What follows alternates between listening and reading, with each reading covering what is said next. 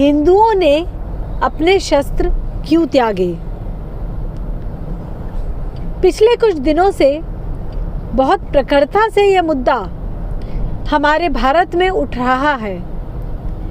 Hindu community अब स्वयं ही यह आत्ममंथन कर रही है कि शस्त्र त्याग कर हमें क्या मिला। क्या अहिंसा परमो धर्म हमें गलत पढ़ाया गया? क्या हम कहीं दिग्भ्रमित हुए और हमने अपने शस्त्र त्याग दिए? हाँ, ये बात मैं जानती हूँ कि पिछले 75 वर्षों में भारत के आज़ाद होने के बाद भी उतना विकास, उतनी उन्नति भारतवासियों की नहीं हो पाई जितनी की होनी चाहिए थी। नालंदा विश्वविद्यालय या तक्षशिला जैसे संस्थान हम पुनः खड़े नहीं कर पाए। आज हम अपनी सनातन संस्कृति के अस्तित्व को ही खतरे में पाते हैं और अपने इतिहास को सही मायने में बच्चों को बताने में असमर्थ देखते हैं। हम ये पाते हैं कि हम सब कुछ करते हुए भी एक वैभवशाली जीवन नहीं जी पा रहे हैं और भारत भले ही सोने की चिड़िया बनने की ओर फिर से अग्रसर हो, लेकिन अब भी भारतीय स्वयं को छला हुआ ही महसूस कर रहे हैं। यह चेंज बहुत पॉजिटिव है क्योंकि अब हमारी युवा पीढ़ी सत्य को जानने के लिए उत्सुक है, अपनाने के लिए आतुर है उस ज्ञान को जो हमारे ऋषि मुनि, हमारे पूर्वज हमें देकर गए हैं। जब पूर्वजों की बात करती हूँ तो मुझे याद आते हैं भगवान श्री कृष्ण, जिन्होंने मथुरा की भूमि पर, ब्रिज में, गोकुल में रास रचाया, लेकिन उन्हीं श्री कृष्ण ने कुरुक्षेत्र में खड़े होकर गीता का ज्ञान दिया और अर्जुन को युद्ध करने के लिए प्रेरणा दी, साहस दिया। हाँ, ये बात सत्य है कि धर्म की विजय के लिए जो भी आवश्यक है वो करना सभी के लिए ज़रूरी है। मनुष्य होने के नाते ये अपना धर्म है कि समाज के हर प्रकार के भले के बारे में हम सोचें और किसी भी प्रकार से किसी भी वर्ग की हानि न होने दें।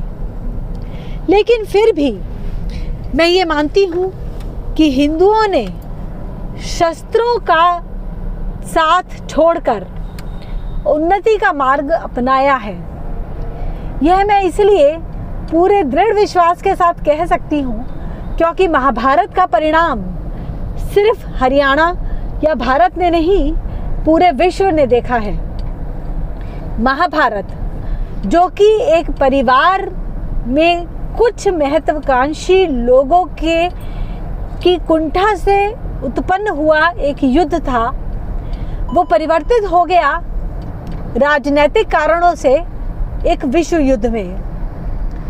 तकरीबन विश्व का हर एक राजा अपनी सेना के साथ खड़ा था रणभूमि में। सभी पुरुष जो योग्य थे, जो लड़ सकते थे, वे पूरी वीरता के साथ डटे थे। लेकिन परिणाम हमने देखा, विध्वंस। यह परिणाम जो महाभारत के बाद हमारे समाज को मिला, इसी से हमें यह सीख मिली कि युद्ध से किसी को कुछ भी हासिल नहीं होता। और इसीलिए भारत का अब ये इतिहास रहा है कि इसने कभी भी किसी भी देश पर आक्रमण नहीं किया और इसीलिए हिंदुओं ने शस्त्रों को अपनी आत्मरक्षा के लिए नहीं चुना। दूसरा कारण जो मैं देखती हूँ कि हिंदू क्यों टारगेट बने, एक सॉफ्ट टारगेट बने, जिन पर इतने अत्याचार पिछले कुछ सैकड़ों वर्षों में विश्व की कई कम्युनिटीज़ के द्वारा किए गए। उसका कारण जब मैं टटोलती हूँ तो मैं पाती हूँ इसका कारण शास्त्रों में। हिंदुओं के पास शस्त्र भी थे, शास्त्र भी। हमने शस्त्रों से ज़्यादा शास्त्रों को महत्वता दी, जो ज़रूरी भी था, आवश्यक था, न्यायोचित था। लेकिन हम शास्त्रों को समझने में कितने सफल रहे, यह एक शोचनीय विषय है। हमारे शास्त्र, हमारा इतिहास, हमारे पुराण हमें बताते हैं संभवामि युगे युगे। हम ये बात जानते हैं कि भगवान रक्षा के लिए आते हैं अपने भक्तों की।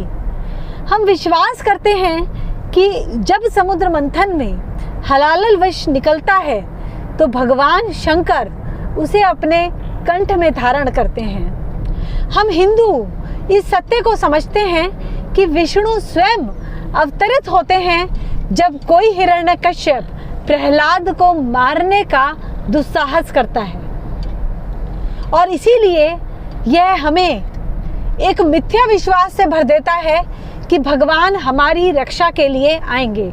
जी हाँ, मैं इसे मिथ्या विश्वास इसलिए कह रही हूँ क्योंकि हम यह तो जानते हैं कि भगवान आते हैं, हर युग में आते हैं, आए हैं, आते रहेंगे। हम यह भी मानते हैं कि भगवान रक्षा करते हैं, छल करने वाले को नष्ट करते हैं, पापी को नाश करते हैं। लेकिन हम यह नहीं समझना चाहते कि उसके लिए पात्र स्वयं बनना होता है। यदि हम चाहते हैं कि श्री कृष्ण हमारी रक्षा करें तो हमें स्वयं को अर्जुन या द्रौपदी की तरह समर्पित भाव से समर्पण करना होगा। यदि हम चाहते हैं कि भगवान शंकर हमारे समाज की रक्षा करें किसी भी प्रकार के विष या पॉल्यूशन से, तो हमें स्वयं भी इतना राष्ट्रवादी होना होगा। क्योंकि द्वारकाधीश श्री कृष्ण जब यह बताते हैं कि धर्म की रक्षा करनी तुम्हारा कर्तव्य है यह, तो वो ये भी कहते हैं कि ना तुम किसी का गलत करो और ना ही किसी का गलत करने दो। यह है धर्म की परिभाषा, यह है राष्ट्रवाद की परिभाषा। हम हिंदू ये समझने लगे हैं कि जब हमने किसी का दिल नहीं दुखाया, हमने किसी के साथ कुछ गलत नहीं किया, तो भगवान हमसे प्रसन्न रहेंगे। माफ़ कीजिएगा, यह एक अधूरा सत्य है। हम सिर्फ अपने घर में अपने आप को सुरक्षित रखे हैं और किसी के साथ कोई अन्याय, अत्याचार जानबूझकर नहीं कर रहे हैं, तो अपने कर्तव्य की इतिश्री हम नहीं कर लेते। हमारा कर्तव्य तब पूर्ण होता है जब ये इंश्योर करते हैं हम कि हमारे आसपास कुछ भी गलत न होने पाए। अपने तन, धन और आत्मा से जब हम पूर्ण निष्ठा के साथ यह प्रयास करते हैं, ये इंश्योर करते हैं कि जो भी छल हमारे आसपास घटित हो रहा है या घटित हो सकता है, उसे हम पूर्णतः विनष्ट करें। मैं क्यों ना नष्ट करूं उस पापी को जो मेरे खिलाफ या मेरे राष्ट्र के खिलाफ खड़ा है। मैं क्यों ना नष्ट करूं उस सोच को जो मेरे समाज को कुंठित करती है।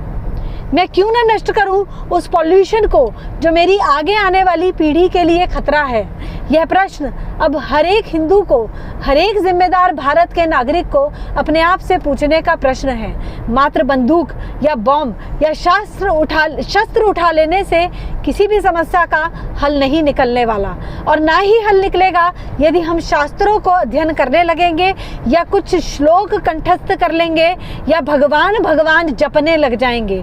अपनी योग्यता बढ़ानी, अपनी पात्रता बढ़ानी, ये हमें स्वयं ही सीखना होगा। जय हिंद, जय राष्ट्रवाद।